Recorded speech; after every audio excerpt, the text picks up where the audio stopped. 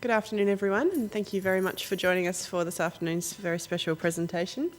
Before we hear from our guest speaker, Akram Azimi, the University of Western Australia has a tradition to acknowledge the land that it's situated on as Noongar land, and that the Noongar people remain the spiritual and cultural custodians of this land and continue to practice their values, languages, beliefs and knowledge.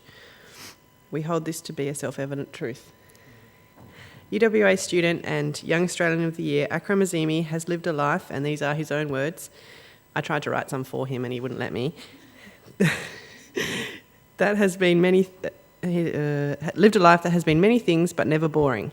Akram doesn't like his CV being read out. Instead, he prefers to be simply introduced as a grateful Australian and a grateful student of the University of Western Australia.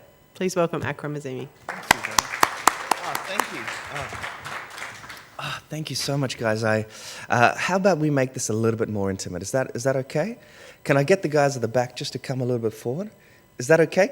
I know. I'm so sorry to make you move. I really, really apologize. This way it can just be a little bit more intimate, something between friends, as opposed to a presentation. Oh, bless you. Bless you for indulging me like this. Thank you so much.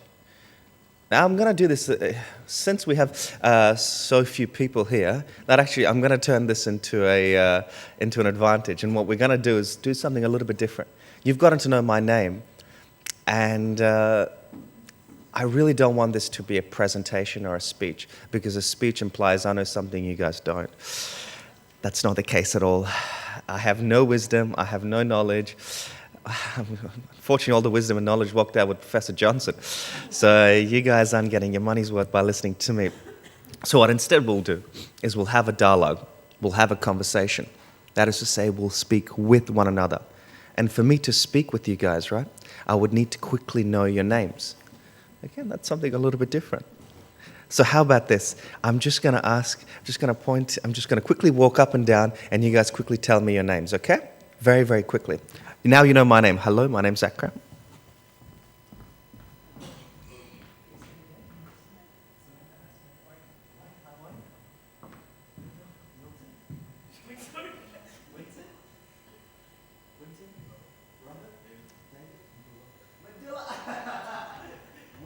We share 25% of our DNA together. Good to see you. He's my cousin.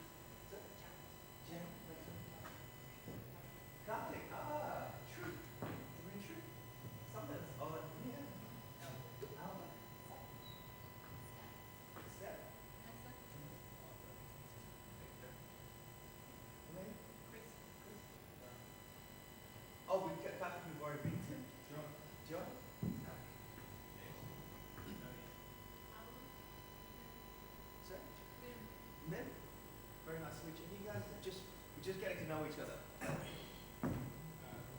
Omaya? And it's mine, exactly. Very nice to meet you all. I'll go back to the microphone.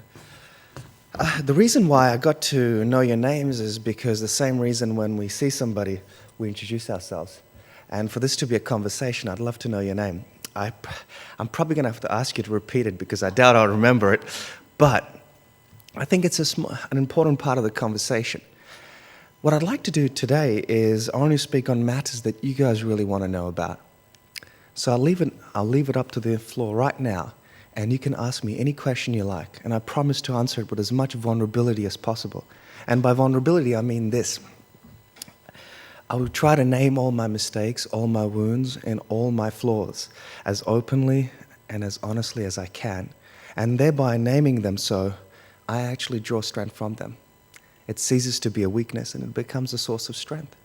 For me, that's the definition of weakness, when we let our flaws, our regrets, our pains, our wounds define us. So with that, what I need from you is courage. The courage to stand up and have your voice heard. So, let's do it. Who would like to go first?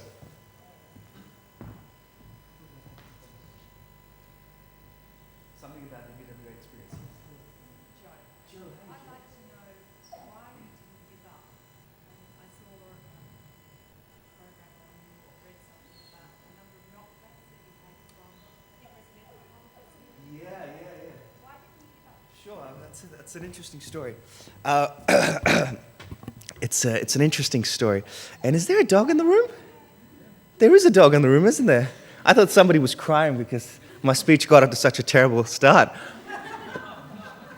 And that's not the case, I'm glad. It is actually just a dog weeping in the corner. Really, seriously, there's a dog in the room. No.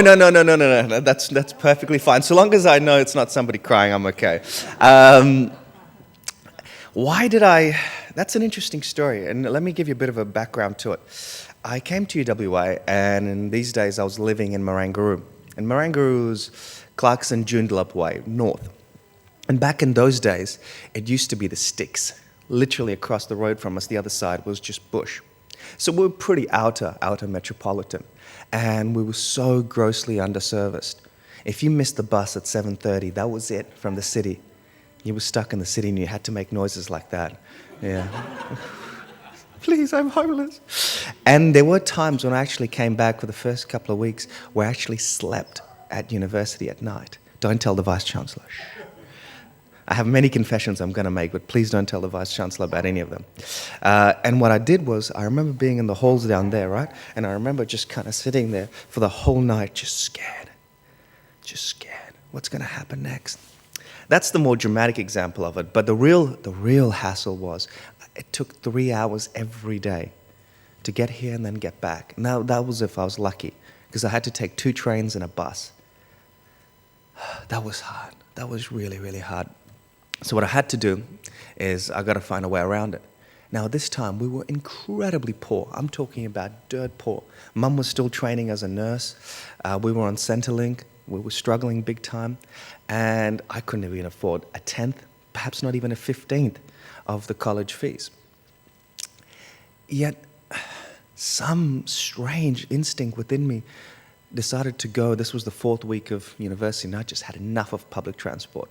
I went onto the website, I printed out the little form, I filled out the form, and I said, I'm going to put this in. Now, a lot of people say that, we must be rational, but sometimes it's the irrational people who change the world. Sometimes there is no rationality for some certain actions. You just got to follow your instincts sometimes, and that's what I did. I grabbed that piece of paper, right, and I went up to St. Thomas More. Now, this part of the story is not flattering to Thomas More. St. Thomas More College, right?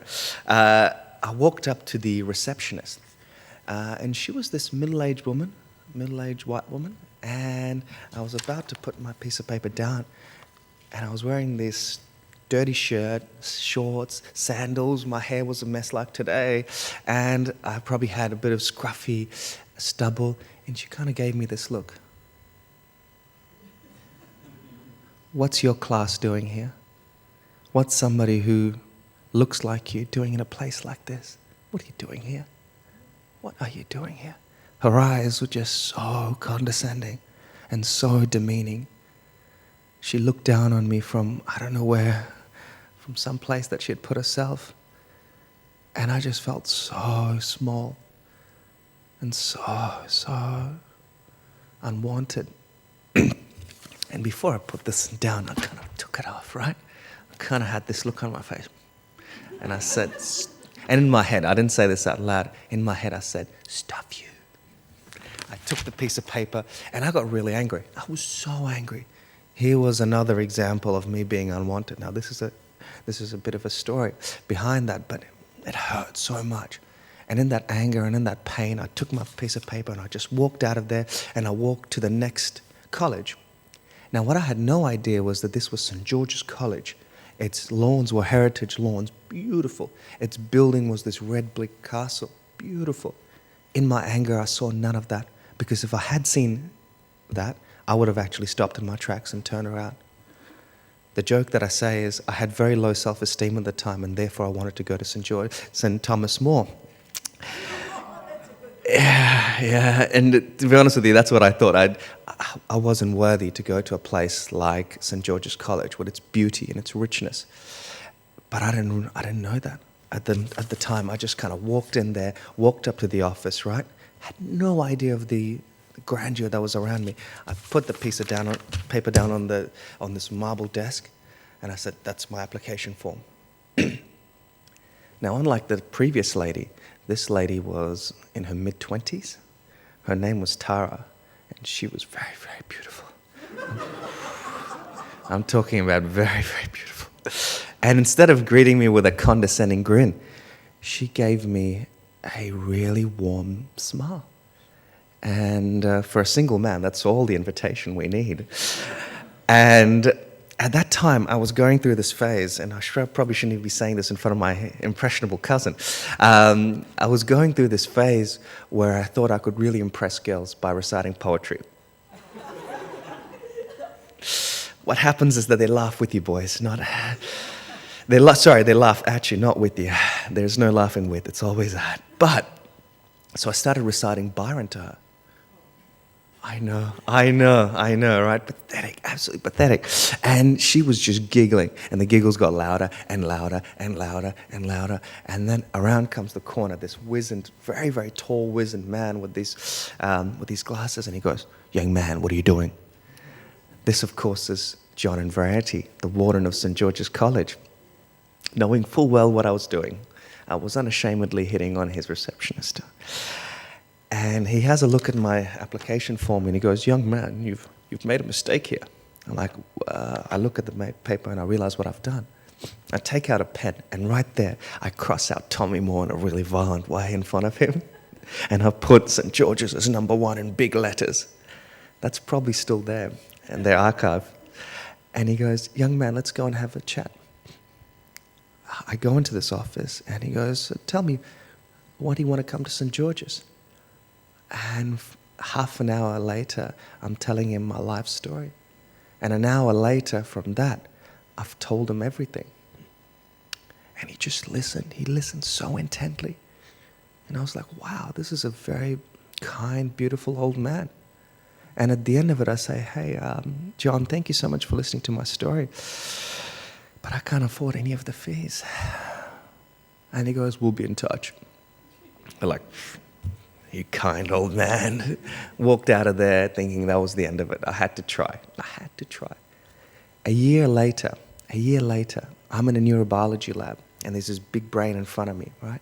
And my phone starts ringing. I pull it out, and it has a strange number on it. I pick it up, and it goes, "Hello, this is John and Variety. Am I speaking to Akram Azimi?" I'm like, "Who's John and Variety?" And then he goes, "The warden of St. George's College." I'm like, oh. And he goes, "Young man, I'd like to see you in my office." Now, John was a headmaster at Hell for more than a decade, and he has that principal's voice down pat. Like you sound, when he tells you to come into office, you feel like you've done something very, very naughty. So I was like, okay. I sit down in his office, and I have no idea what he's going to say. And he looks me in the face, and he goes, "Akram, I've got a full scholarship for you to come to St. George's College." Just blows my mind. What? A full scholarship? Of course, I grab it with both hands and I just run with it. And a few months after that, I met his wife, Jane, in Variety. And Jane told me this story, that after John had talked to me, he had put my application form on his table. And that application form was on his table for a year. And every day, he would try to hassle somebody for a scholarship for me for a whole year. It never left his desk until he found me something. And with that kind of insight, it's just, how incredibly lucky am I that somebody believed in me so much? Knowing what I know, how could I not bust my gut? How could I not take every opportunity? And I told John when he was leaving St. George's College, I wrote him a poem, And it was the first time I told him that I'd ever written a poem for a man.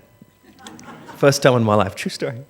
It was very strange. And I said, gratitude is the memory of the heart. It is the memory of the heart. It is something we never forget. And because of that gratitude, I've pretty much pushed my body to its absolute limits to do all that I can to honor the opportunity that he gave me. When somebody believes in you that much, you don't need motivation. You don't need external motivation. That fills your heart up. That fills your engine with some sort of gas that's why I've been able to do all the things that I do, because I had so much fuel. Yeah. So coming to St. George's was more than just entering an institution. It was having somebody believe in you so manifestly. If you can imagine, it cost something like $15,000 a year. And I was at that institution for 5 years. Think of that investment. Think of that investment in me. I'm still trying to pay him back. Actually, that was the first thing we actually talked about was cricket. So thank you for that question, Jim.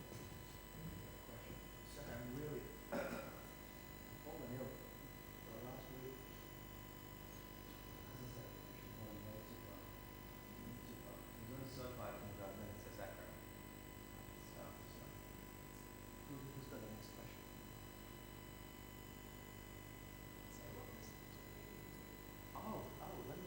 Let me tell the story. And this would perhaps be for the young people here as well. When I started at university, I had no idea what I wanted to do. I had no idea what I wanted to do. But I knew that I loved learning. And perhaps if I have time, I'll explain why I started loving learning. I remember coming to university and I was like, what do I really... Guys, do you want to come in? If you want to come in, you're more than welcome. I remember going... What's the degree that I can do that requires the least amount of English? Because then when I entered university, I still struggled with academic English, really struggled with academic English. So I decided I'm going to do human biology.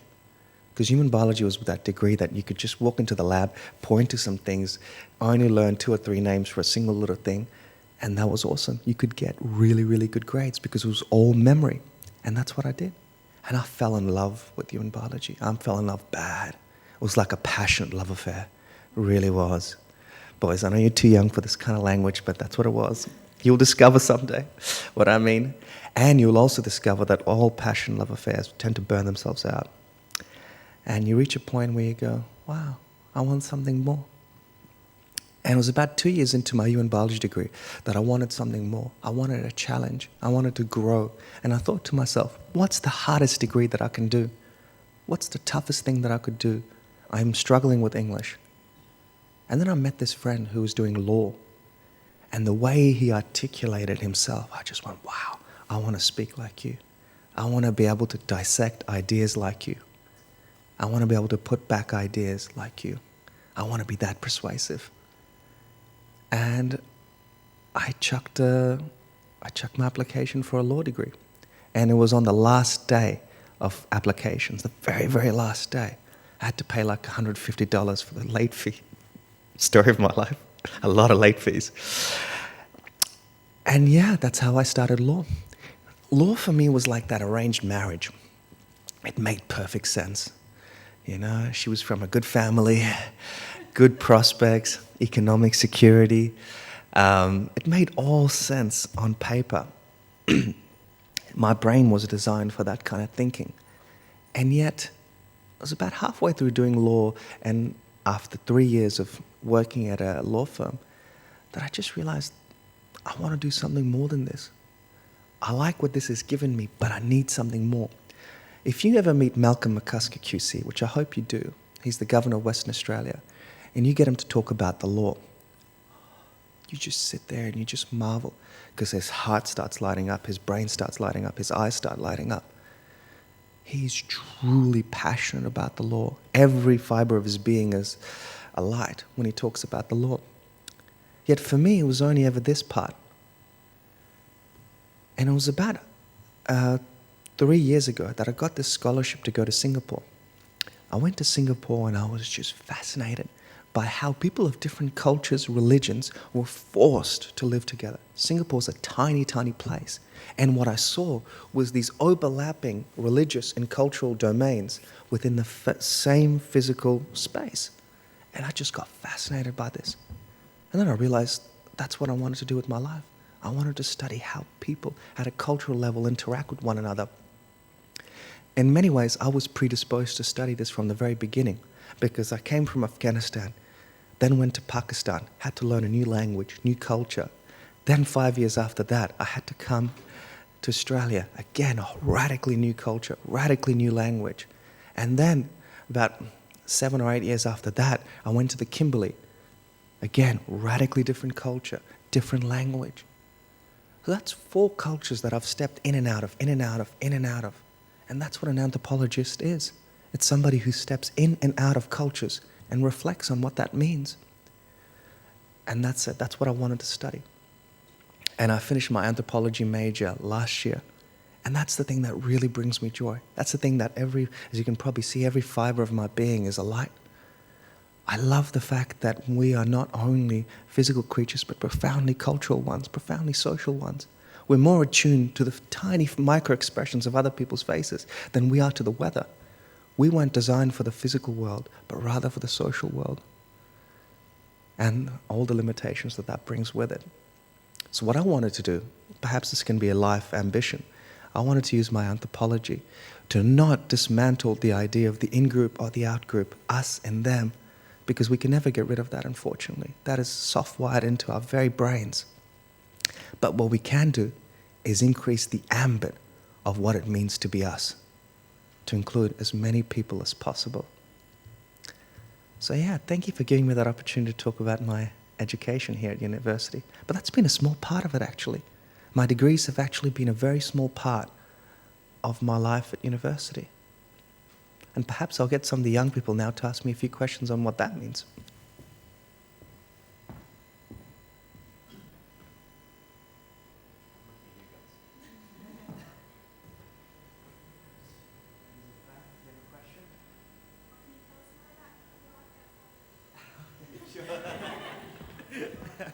I feel like I primed you too much for that question.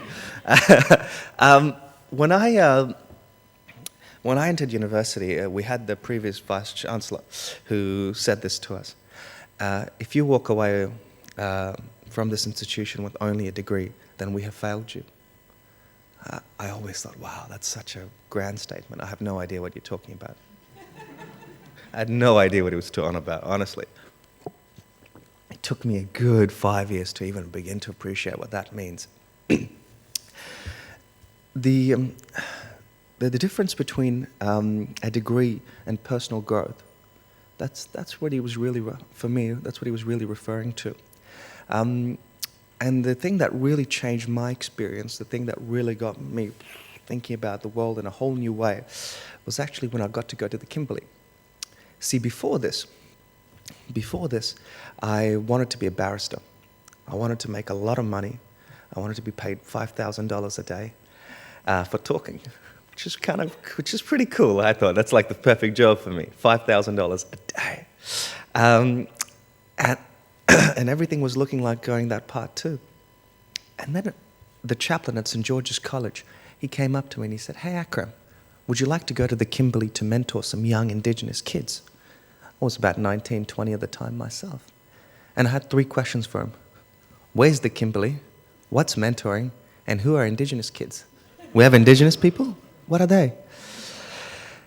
I was profoundly ignorant. And I remember going to this little community of Luma. And as somebody who had been part of this culture for about 10 years at that time, I had just absorbed everything that was said in the media about Indigenous people. I walked into this community, and I'll be honest with you, I was apprehensive. Because all the stereotypes I had inherited them. And I remember walking to this community knowing nothing about them. And around the corner come this gaggle of kids. They're about this big, and they have the chubbiest cheeks you're ever gonna see, right? I'm talking about this big, right? And then when they ran, their cheeks would go up like that. And they would just come up and they would just be so friendly. They would just launch themselves at you. They'd want to show you their town. They want to show you their homes. They want to show you the watering holes.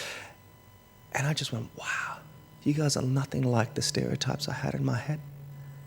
And as this week went on, I started to discover more and more and more about them. And I just discovered this richness that I'd completely missed before. And in the process, I learned something profound about myself too. Because on the last day of that camp, there I was, I'd had a good time with these kids, but I hadn't really connected with them. And I remember the banks of the Fitzroy River it's a beautiful, beautiful place. I was on this beautiful white sand. The river was flowing just there. There were 6 angry and hungry crocs on the other side, just watching us with these greedy little eyes. And I'm just lying there sunbathing. And about 5 boys come down the hill, and they're trying to be really, really sneaky. Now, if boys are being really, really sneaky, irrespective of which culture, you know they mean mischief. Doesn't matter which culture they're from. So they come down, and I'm pretending not to notice. And they come up, right, really, really sneakily. And one of them pokes me in the ribs. I'm like, hey, man. And then another pokes me in the ribs. And then by the third time, I knew exactly what was going to happen. He comes in for the poke. I grab him, put him over my shoulder, scream to the top of my lungs, I'm going to feed you to the crocodiles. And we run towards the crocodiles with him on my shoulder. So his friends, seeing this, right, they all just jump on top of me. So there we are, 6 boys wrestling like silly, silly kids. And that's what I was. And for a moment, I forgot that prejudice in my heart. For a moment, I forgot that. And we were just wrestling. And half an hour after that, we're just panting on this beach. And my defenses are completely down now. There was this beautiful poem that the walls around our heart are not made of brick or mortar, but of passing fears.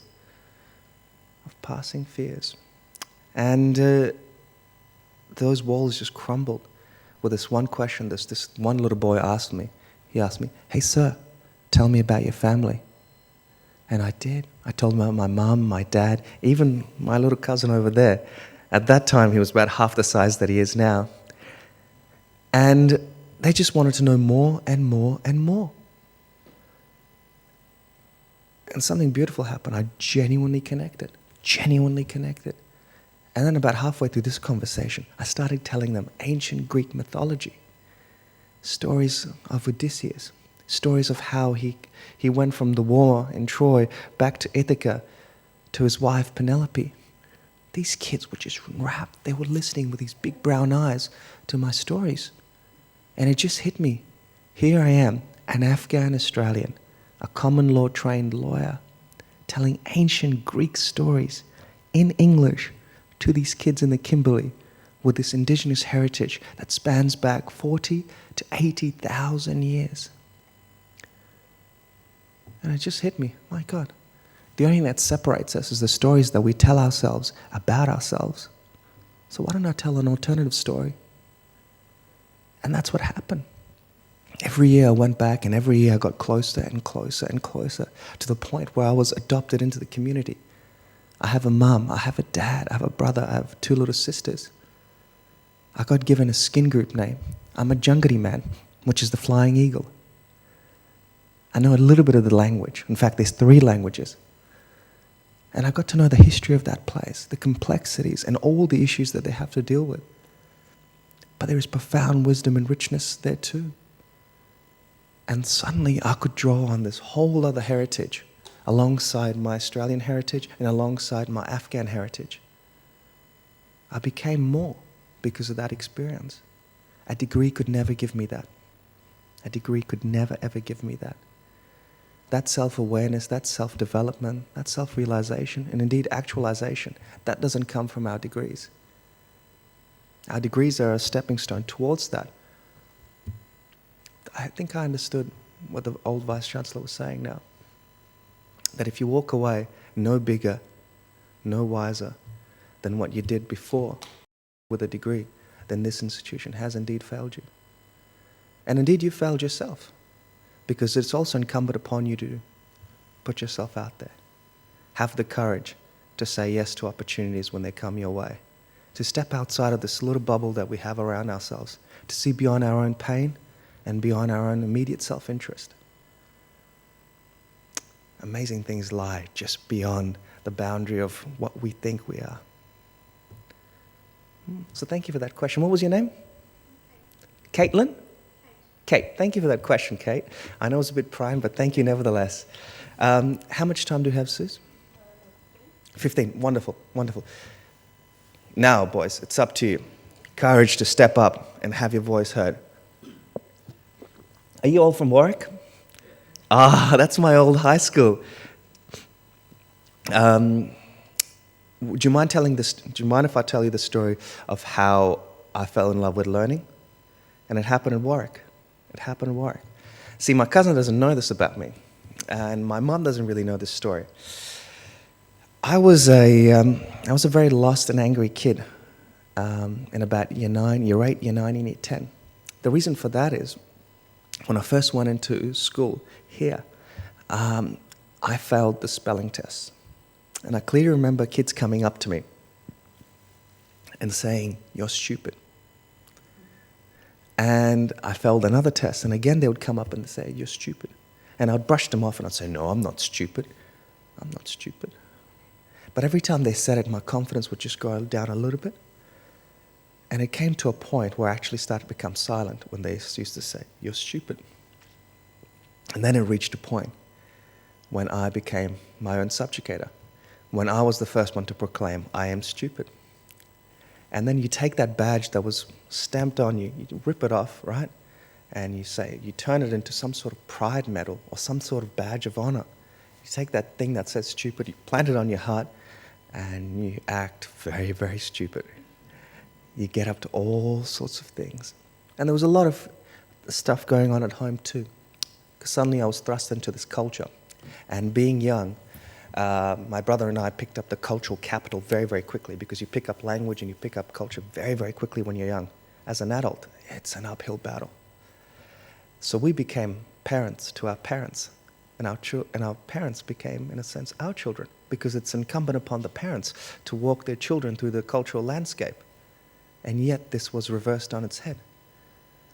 The traditional ties, the traditional bonds that held us were disrupted. It was a very, very difficult time. They couldn't help me with anything. So I really, really struggled. So there was no hope and there was no help from home, although my mum busted her gut. And then things even got worse, because I found a fellow group of angry young boys to hang out with. And there's this phenomenon called group radicalization. It's when you get a group of boys together, right? You start off with, even if at first it's quite an innocent idea, they will actually self-radicalize one another. And that's what we did. And our radicalization was very, very simple and very, very petty. We would just jump on our bikes with our little hoodies, and we would do all sorts of terrible things in the community. Petty stuff, but still, we would destroy things. Destroy property, not people. Fortunately, I was too soft to ever try to hurt anybody. I couldn't bear the thought of hurting another human being, but things, people's things, I could destroy that. And I understand why I was doing it now. I would break things in the vain hope that somebody would understand that that's how I feel on the inside. Problem is, all they do is call the police, and the situation gets even worse. So I struggled big time. And as you can imagine, my grades weren't too flash. And I struggled at school, really struggled socially. I was bullied really badly, I was beaten up. And then I had this amazing teacher. His name was Mr. Andrew Bell. Do you guys know Mr. Andrew Bell? Yeah, you all know Mr. Andrew Bell. And Mr. Andrew Bell was always so nice to me. You must understand, for a kid who has incredibly low self-esteem, when somebody's nice to you, it's a shocking thing.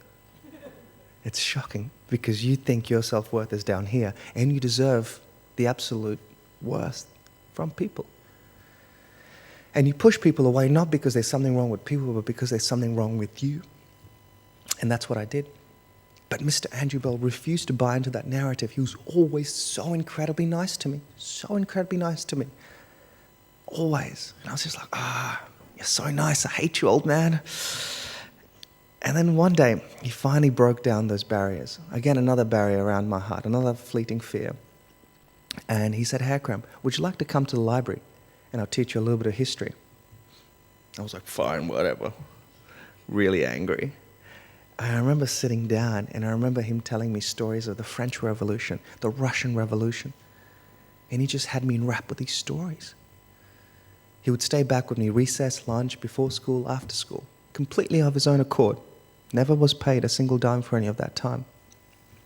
And what he would do is he would share these stories with me. At first, I thought he was teaching me history. But looking back now, I realize on one level, he was teaching me English and how to tell stories and how to articulate myself, how to be known, how to humanize myself to a group of students who had completely dehumanized me. Because I was dehumanized at my school. But I had to step up and I had to humanize myself. A person shouldn't have to do that, and certainly not at the age of 14. But that was just my lot in life.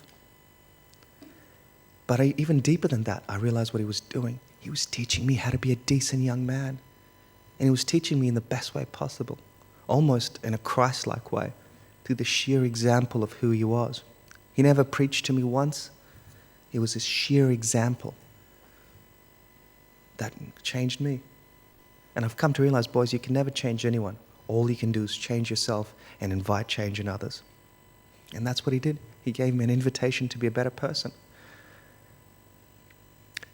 But he also did something else too. He also made sure I told these stories to other kids, to other students. And at first I was like, nobody would want to listen to me. But again, in his characteristic way, he would always say, they will listen if you say it with enthusiasm. And I started sharing these stories about history with other kids. And this changed everything. Suddenly I went from being this dehumanized, isolated, marginalized kid to actually being somebody of service to them. It's very hard to be discriminatory towards somebody who's just been of service to you. It's very, very hard.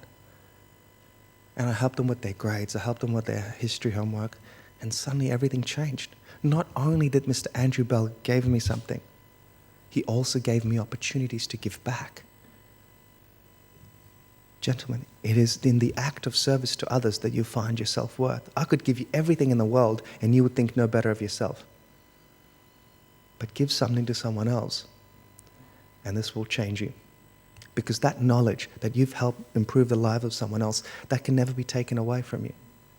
That can never be taken away. When we're giving things, the joy from that erodes very, very quickly, a day, a week. But the knowledge that you have been of service to your community, that will stay with you for life. And when I was of service through my community, my other classmates, through my stories, my own self-confidence arose, because there's a distinct relationship between community esteem, that is that good feeling that you generate through your actions, and self-esteem. The idea that you are a worthy human being, worthy of the good things in life. And it was no surprise that when opportunities came, I was the only one who grabbed them with both hands. Not because I was brighter than anyone else in the school, I wasn't. Only because I had the necessary self-worth. And what Mr. Andrew Bell did is he made me realize, I know, it's a shocking part of the story, I know. He made me realize that the more I knew, the more I could share with others. For me, learning has never been an end. It has been a means to an end. It has been a means to make the lives of others better. It's been a means by which I can connect to other people. It has always been a means. It's never been the end itself. For me, there's no such thing as getting knowledge and hoarding it all to myself. There's no fun in that. It's only in the process of sharing it with you that I derive that joy. So yeah, I've been infected with that bug for the last decade of my life. And that's part of the reason why I think I won Young Australian of the Year. Because I could go and I could infect other young people. Because if we know one thing about emotions is that they're contagious. Whether good or bad. So yeah, thank you for that opportunity to let me share that story with you guys. Who's got another question?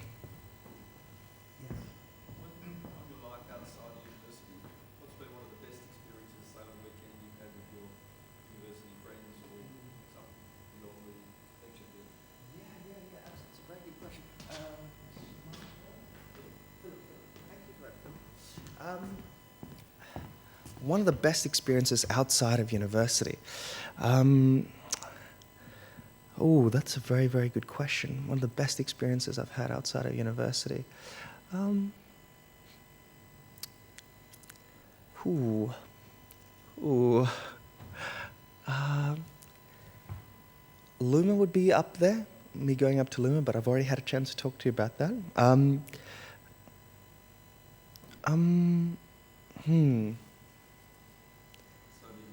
So much, yeah, what do I pick? I know one.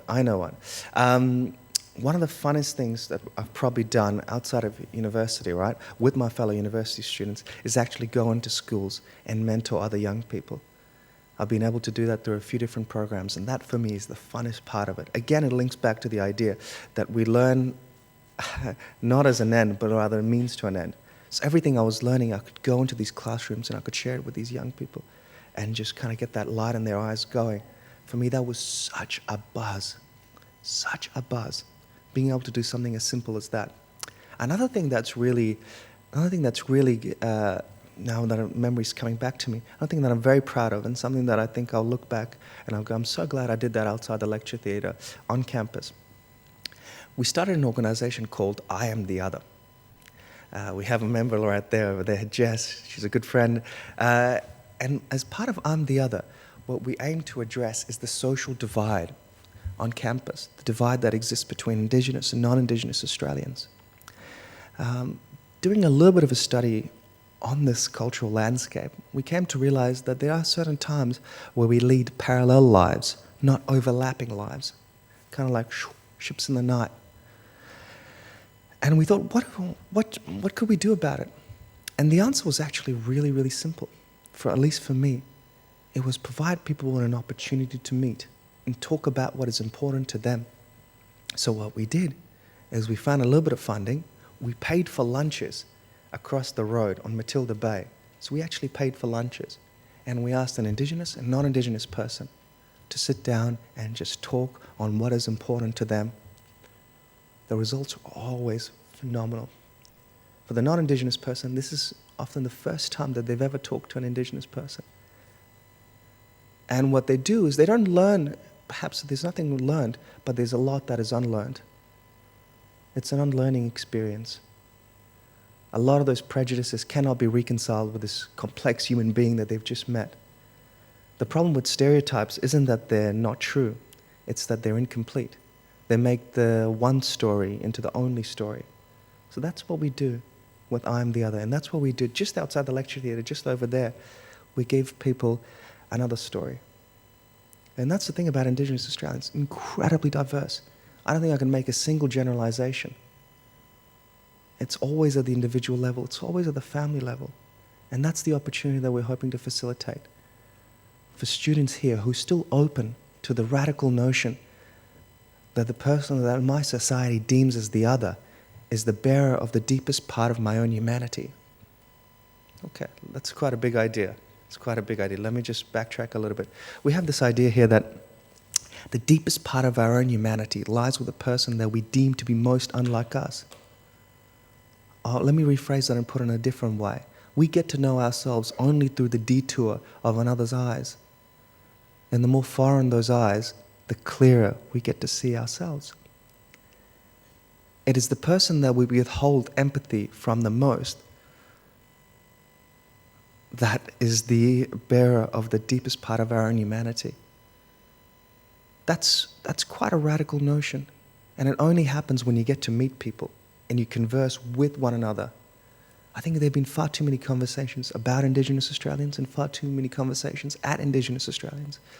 What we try to do, and this is an initiative jointly by Indigenous and non-Indigenous students, we try to create conversations with Indigenous Australians, with non-Indigenous Australians. And that seems to change everything at a very small level. Sure, only a few people, those walls around their hearts, only a few walls are brought down. But we have to start somewhere. And that's what I love about university. I love it because people who come into here open themselves up to the possibility of radically seeing the world differently, being radically open to empathy. So it's a fantastic time in your life, an amazing time in your life, because your notion of self has not solidified yet. Suzanne, are we all? It's time for us to go? Yeah. They're too kind. They're too kind. Hey guys, thank you so much for this conversation. I've really enjoyed myself. I really have.